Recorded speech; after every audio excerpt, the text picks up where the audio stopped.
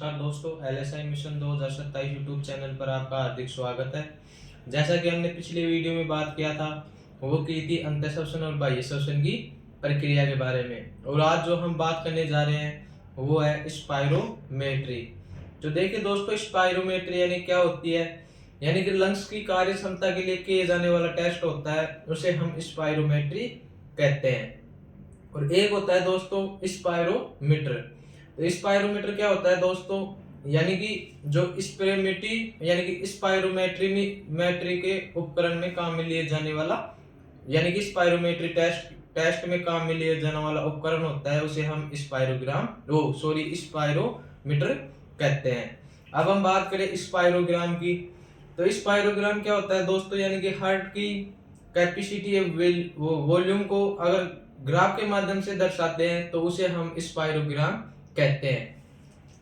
अब हम बात करें स्पायरोमेट्री।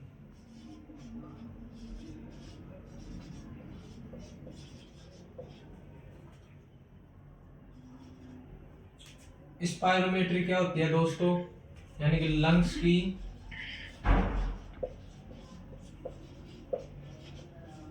कार्य क्षमता को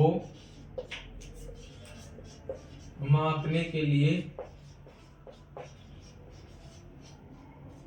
किया जाने वाला टेस्ट।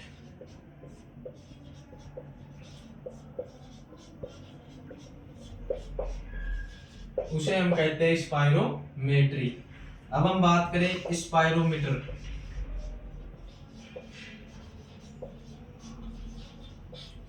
स्पायरोमीटर होता है दोस्तों, यानी कि स्पायरोमेट्री में काम आने वाला उपकरण, उसे हम कहते हैं स्पायरोमीटर।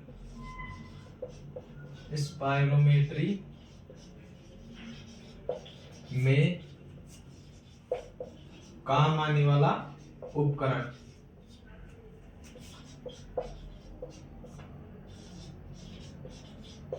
उसे हम कहते हैं स्पायरोमीटर। अब हम बात करें दोस्तों स्पायरोग्राम की।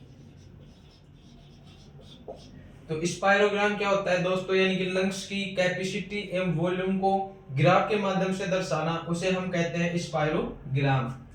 यानी कि लंग्स की कैपेसिटी व वॉल्यूम को ग्राफ के माध्यम से दर्शाना,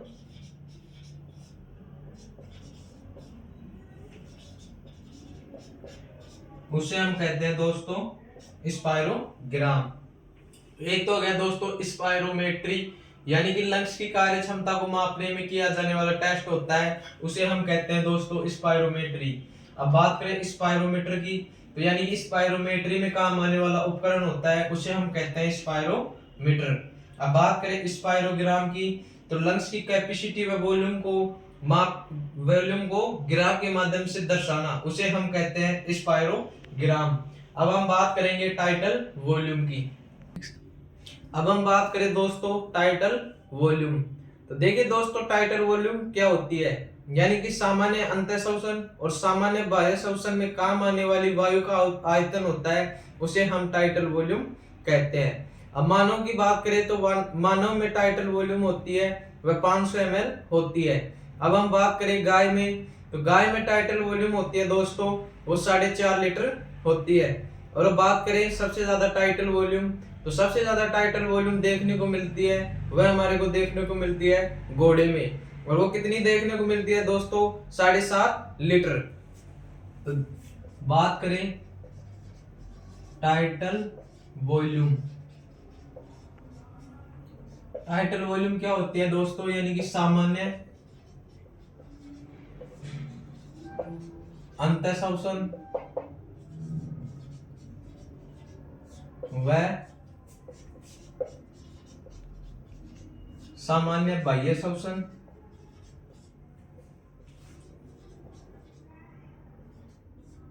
में काम में आने वाली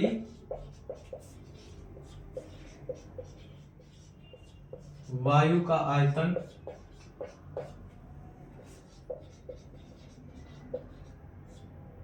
टाइटल वॉल्यूम कहलाता है।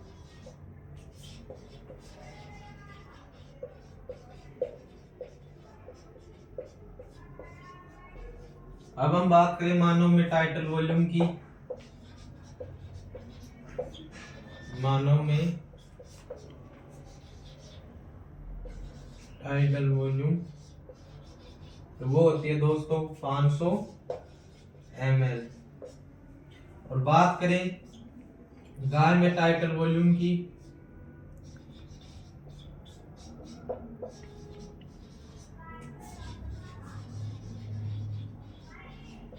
तो वो होती है दोस्तों 4 लीटर। और बात करें सबसे ज्यादा, तो सबसे ज्यादा देखने को मिलती है हमारे को घोड़े में। तो घोड़े में टाइटल वॉल्यूम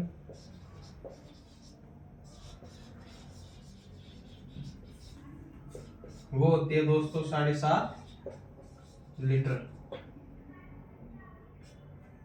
तो ये दोस्तों परीक्षा की दृष्टि से काफी इंपॉर्टेंट है। अगर पूछा जाए कि सबसे ज्यादा टाइटल वॉल्यूम किसमें पाई जाती है, तो उसका आंसर होगा घोड़ा। अगर पूछा जाए कि घोड़े में टाइटल वॉल्यूम कितनी होती है, तो उसका आंसर होगा 7.5 लीटर। ये बात थी दोस्तों टाइटल वॉल्यूम की, यानी कि सामान्य अंतःश्वसन और सामान्य बाह्य श्वसन में काम आने वाली वायु का आयतन होता है, उसे हम टाइटल वॉल्यूम कहते हैं। अब बात करें मानव में टाइटल वॉल्यूम, तो वो होती है दोस्तों 500 ml। और गाय में टाइटल वॉल्यूम होती है वो 4 लीटर होती है। और घोड़े में टाइटल वॉल्यूम होती है दोस्तों वह 7.5 लीटर होती है। अब हम बात करें इंस्पायरेटरी रिजर्व वॉल्यूम की। अब हम बात करें दोस्तों इंस्पायरेटरी रिजर्व वॉल्यूम। तो देखिए दोस्तों इंस्पायरेटरी रिजर्व वॉल्यूम होती है वह क्या होती है, यानी कि सामान्य अंतःश्वसन हो गया और उसके बाद तेजी से जो अंदर वायु ग्रहण की जा रही है उसे हम कहते हैं इंस्पायरेटरी रिजर्व वॉल्यूम। अब हम बात करें एक्सपायरेटरी रिजर्व वॉल्यूम, तो यानी कि सामान्य बाह्य श्वसन हो गया और उसके बाद तेजी से जो वायु छोड़ी जा रही है उसे हम कहते हैं एक्सपायरेटरी रिजर्व वॉल्यूम। और एक होता है दोस्तों रेसिडुअल वॉल्यूम, यानी कि तेजी से अगर वायु को बाहर छोड़ दिया गया और उसके बाद भी लंग्स में यानी कि वायु बच जाती है, उसे हम रेसिड्यू वॉल्यूम कहते हैं। अब हम बात करें इंस्पायरेटरी रिजर्व वॉल्यूम, तो ये होती है दोस्तों, इसकी डेफिनेशंस की बात करें तो सामान्य अंतःश्वसन होने के पश्चात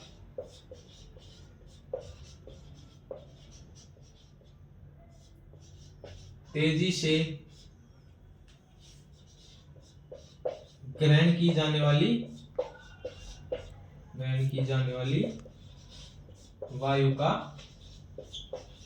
आयतन, उसे हम कहते हैं इंस्पायरेटरी रिजर्व वॉल्यूम।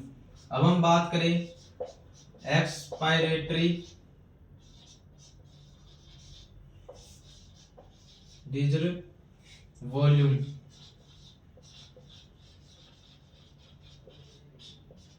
यानी कि सामान्य बाह्य श्वसन होने के पश्चात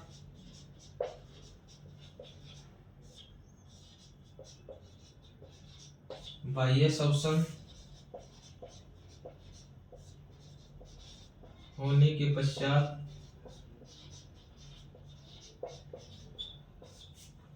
तेजी से बाहर छोड़ी जाने वाली वायु का आयतन, उसे हम कहते हैं एक्सपायरेटरी रिजर्व वॉल्यूम। अब हम बात करें रेसिड्यूअल वॉल्यूम, यानी कि तेजी से बाह्य श्वसन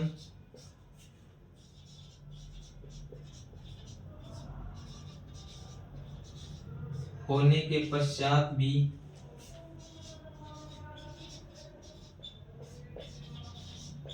वायु लंग्स में बच जाती है, उसे हम कहते हैं रेसिडुअल वॉल्यूम। यानी कि इंस्पायरेटरी रिजर्व वॉल्यूम की बात करें तो सामान्य अंत शोषण हो गया और उसके बाद यानी कि तेजी से जितनी वायु हमारे को अंदर ग्रहण की जा रही है उसे हम कहते हैं इंस्पायरेटरी रिजर्व वॉल्यूम।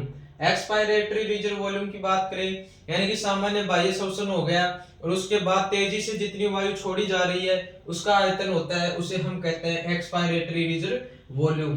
अब हम बात करें दोस्तों रेसिडुअल वॉल्यूम की, यानी कि तेजी से बाह्य शोषण होने के पश्चात भी लंग्स में जो वायु होती है वह बच जाती है, उसे हम कहते हैं रेसिडुअल वॉल्यूम। अब हम बात करें दोस्तों यानी कि श्वसन का नर्वस कंट्रोल, यानी कि श्वसन का नर्वस कंट्रोल होता है वह किस प्रकार होता है। अब हम बात करें दोस्तों श्वसन का नर्वस कंट्रोल। तो दोस्तों जो श्वसन का नर्वस कंट्रोल होता है यानी कि श्वसन को कौन कंट्रोल करता है, तो श्वसन को जो कंट्रोल करता है दोस्तों वह यानी कि श्वसन की प्रक्रिया को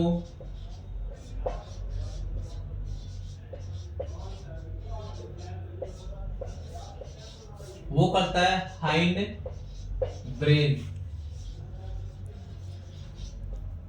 कंट्रोल करता है। यानी कि जो श्वसन की प्रक्रिया होता है दोस्तों उसे हाइंड ब्रेन कंट्रोल करता है। अब हाइंड ब्रेन में भी बात करें तो उसमें एक तो होता है दोस्तों यानी कि पोन्स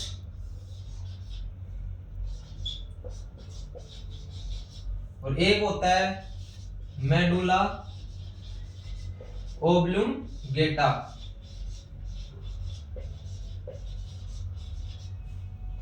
यानी कि श्वसन का नर्वस कंट्रोल होता है यानी कि श्वसन की प्रक्रिया को यानी कि वो कंट्रोल करता है, वो होता है हाइंड ब्रेन। अब हाइंड ब्रेन की बात करें दोस्तों तो उसमें एक तो पोन्स होता है और एक होता है मेडुलम ओब्लुंगेटा। ये होते हैं दोस्तों जो श्वसन का नर्वस कंट्रोल होता है। अब हम बात करें पोन्स और मेडुलम में रेस्पिरेशन के कंट्रोल करने के सेंटर। अब हम बात करें दोस्तों पोन्स एवं मेडुलम ओब्लुंगेटा में रेस्पिरेशन को कंट्रोल करने वाले सेंटर। अब हम इसकी पॉइंट की बात करें दोस्तों तो ये तो होता है अपर, ये होता है लोअर, ये हो गया पोन्स और ये हो गया मेडुलम ओब्लुंगेटा।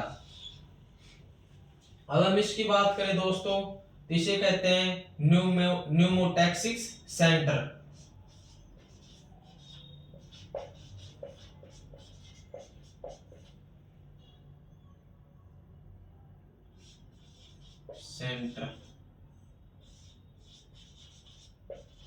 न्यूमोटैक्सिस सेंटर। और इसकी बात करें दोस्तों तो इसे कहते हैं एपन्यूस्टेटिक सेंटर। एपन्यूस्टेटिक सेंटर।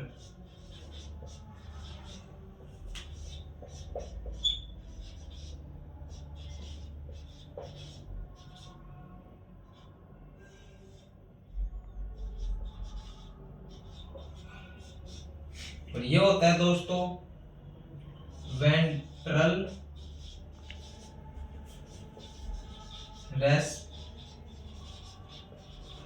रेस्पिरेटरी ग्रुप और इधर होता है दोस्तों वो होता है डोर्सल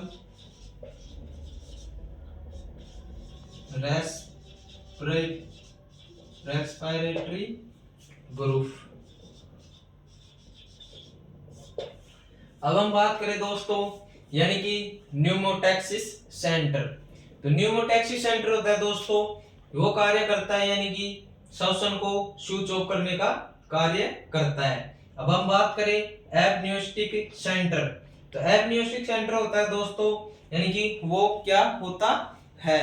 तो एपन्यूस्टिक सेंटर की बात करें तो जो ये गहराई से श्वसन को कंट्रोल यानी कि जो गहराई के साथ श्वसन हो रही है उसको कंट्रोल करने का जो कार्य करेगा वो करेगा एपन्यूस्टैटिक सेंटर। अब हम बात करें दोस्तों यानी कि डोर्सल रेस्पिरेटरी ग्रुप। अब डोर्सल की बात करें दोस्तों तो डोर्सल रेस्पिरेटरी ग्रुप होता है वह अंतर श्वसन को कंट्रोल करने का कार्य करता है। और हम बात करें वेंट्रिकल रेस्पिरेटरी ग्रुप है। तो वेंट्रिकल रेस्पिरेटरी ग्रुप होता है दोस्तों वो बाह्य श्वसन को कंट्रोल करने का कार्य करता है। तो ये तो दोस्तों ये बात थी यानी कि पोन्स एवं मेडुलम ओब्लिटेटा में रेस्पिरेशन को कंट्रोल करने वाले सेंटर। तो ये तो हो गया न्यूमेटैक्सिक सेंटर यानी कि जो श्वसन को स्विच ऑफ कराने का कार्य करता है। और ये हो गया एपन्यूस्टिक सेंटर यानी कि जो गहराई के साथ श्वसन हो रही है उसको कंट्रोल करने का कार्य करता है। और जो डोर्सल रेस्पिरेटरी ग्रुप होता है दोस्तों वो कार्य करता है यानी कि अंतर श्वसन को कंट्रोल करने का। और जो वेंट्रिकल रेस्पिरेटरी ग्रुप होता है वह बाह्य श्वसन को कंट्रोल करने का कार्य करता है। अब हम इसे दोस्तों एक टेबल के माध्यम से नोट करेंगे और उसको ध्यानपूर्वक देखेंगे। अब हम बात करें दोस्तों श्वसन को कंट्रोल करने वाले सेंटर को यानी कि एक टेबल के माध्यम से, तो इस तरफ लिखेंगे दोस्तों सेंटर का नाम और इस तरफ लिखेंगे कि ये कहां स्थित होता है।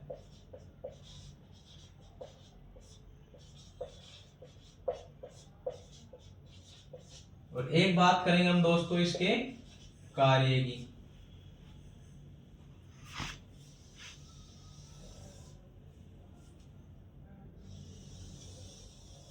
अब फर्स्ट नंबर पर बात करें दोस्तों DRG यानी कि डोर्सल रेस्पिरेटरी ग्रुप।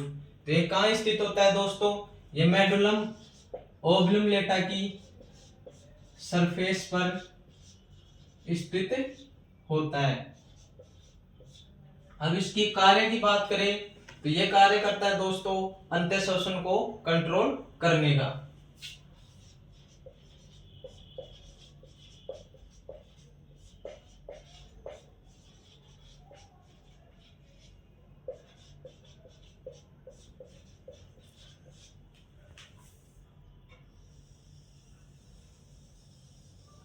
अब बात करें दोस्तों सेकंड नंबर पॉइंट की, तो वो है दोस्तों यानी कि VRG। अब VRG की बात करें दोस्तों यानी कि वेंट्रिकल रेस्पिरेटरी ग्रुप।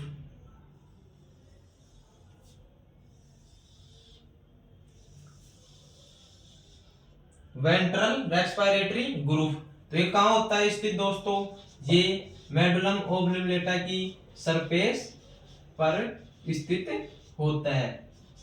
अब इसके कार्य की बात करें तो यह बाह्य श्वसन को कंट्रोल करने का कार्य करता है।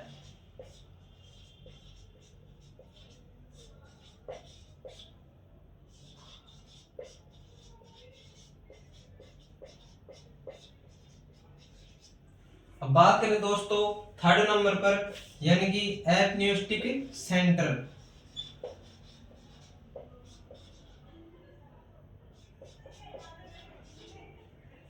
अब एपन्यूस्टिक सेंटर की बात करें दोस्तों तो ये स्थित होता है यानी कि अपर पोन्स में।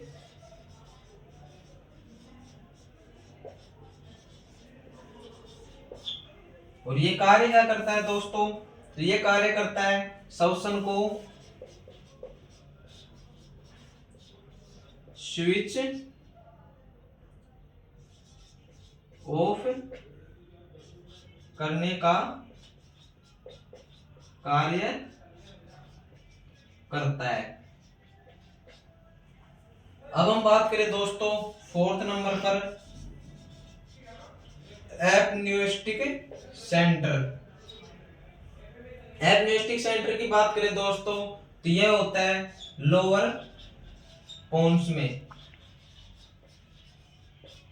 अब बात करें दोस्तों ये एपन्यूस्टिक सेंटर होता है वह क्या कार्य करता है, तो यह गहराई के साथ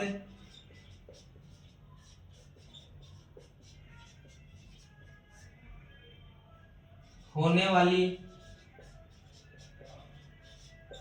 अंतःश्वसन को कंट्रोल करता है। तो ये बातें हैं दोस्तों जो मैंने आपको एक ग्राफ के माध्यम से भी बताई थी कि जो सेंटर होता है डीआरजी डोर्सल रेस्पिरेटरी ग्रुप, ये कहाँ स्थित होता है दोस्तों, ये मेडुलम ओब्लुंगेटा की सरफेस पर स्थित होता है। और जो ये कार्य करता है दोस्तों वह अंतःश्वसन को कंट्रोल करने का कार्य करता है। अब हम बात करें वीआरजी की, यानी कि वर्टिबल रेस्पिरेटरी ग्रुप, तो ये होता है दोस्तों मेडुलम ओब्लुंगेटा की सरफेस पर, और ये कार्य क्या करता है, ये बाह्य श्वसन को कंट्रोल करने का कार्य करता है। अब हम बात करें एपन्यूस्टिक सेंटर की, तो ये अपर पोन्स में स्थित होता है और ये कार्य क्या करता है, तो ये श्वसन को स्विच ऑफ करने का कार्य करता है। अब हम बात करें न्यूमेटिक्स सेंटर की, तो ये कहाँ स्थित होता है दोस्तों, ये लोअर पोन्स में स्थित होता है और ये गहराई के साथ होने वाली अंतःश्वसन को कंट्रोल करता है। अब दोस्तों ये तो बात हो गई श्वसन वाले चैप्टर की। जो कल हम चैप्टर चालू करेंगे वो है दोस्तों मांसपेशियां। इसी के साथ बने रहिए हमारे YouTube चैनल LSI मिशन 2027 पर। धन्यवाद।